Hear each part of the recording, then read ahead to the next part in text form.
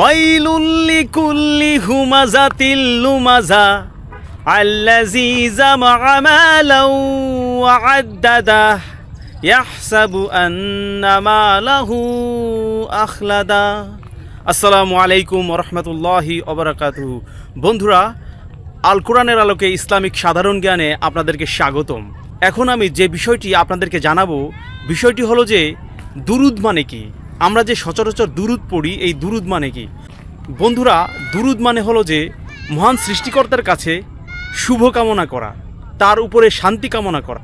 রসুল সাল্লাল্লাহু আলাইহি সাল্লামের উপর দুরুদ পড়া মানে হলো যে রসুল সাল্লাল্লাহু আলাইহি সাল্লাম এবং তার পরিবারের জন্য মহান আল্লাহ তাআলার কাছে শান্তি কামনা করা। তো বন্ধুরা, ভিডিওটি যদি ভালো লাগে অবশ্যই লাইক করুন এবং এই ভিডিও সম্পর্কে আপনার কোনো মন্তব্য থাকলে বা পরামর্শ থাকলে আপনি কমেন্টস করুন এবং দয়া করে ভিডিওটি শেয়ার করুন। ইনশাআল্লাহ মহান আল্লাহ তাআলা আপনাদেরকে সদকায়ে জারিয়া দান করবে।